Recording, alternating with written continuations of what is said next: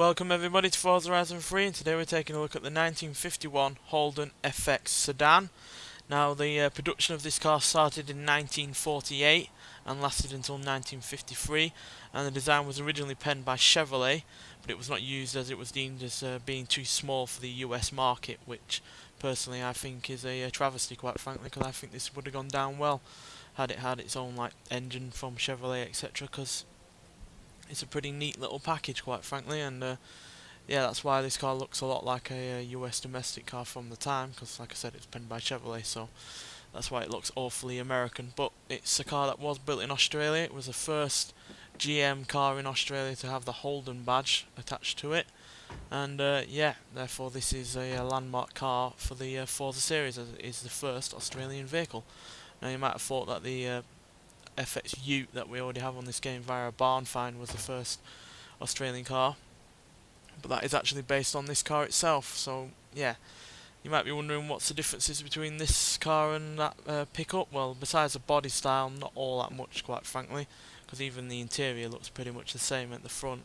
It's got the same steering wheel, the same speedometer, same dials, etc., even the same kind of dashboard. But there are differences besides the body style.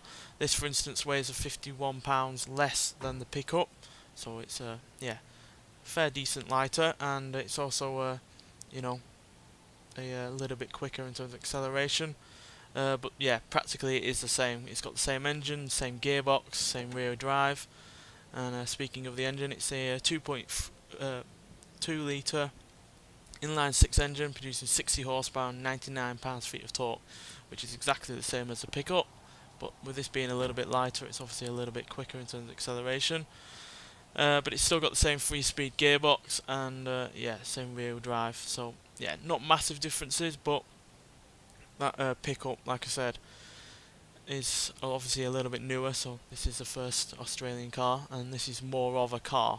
This isn't a workhorse or meant to go around fields or, you know, take people to their job and be used in that line of work. This is a car that you used to commute to work or socialise with, etc. So yeah, it's more of a car, and yeah, I really like the fact that they've actually put this in the game.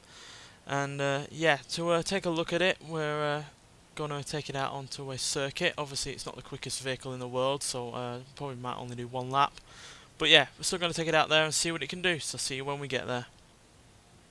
Alright, let's see what this classic Holden can do.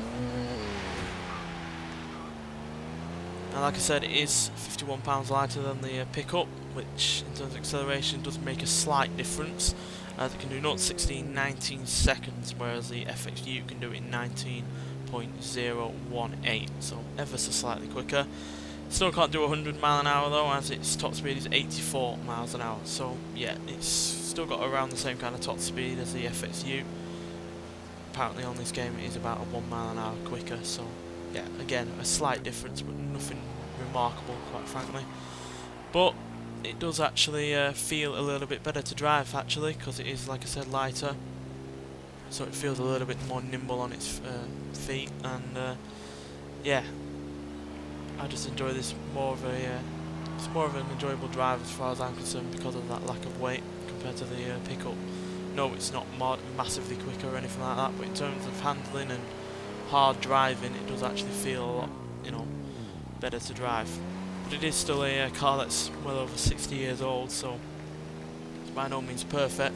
But it did have a few quirks going for it back in the time that, you know, set it apart from some other vehicles from that era. For instance, it was completely dust-proof body, which obviously is useful when you're in Australia and you're in a desert, and it had a small turning circle of 37 feet, which again is useful in you know, cities, etc. like that. So yeah, it's got its own little quirks, but I'm not going to say that this is, you know, the best vehicle in the game, or as it's clearly not the quickest either. But in terms of you know, being a car that is important, quite frankly, because it is the first Australian vehicle, and obviously we are in Australia in this game, so it's perfectly fitting for this car to be in the game, and I'm glad it is.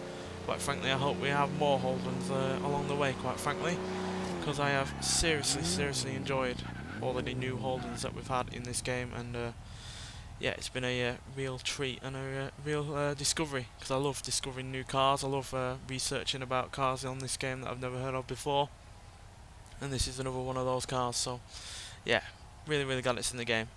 Anyway, thanks for watching, and I'll see you in the next one. Bye.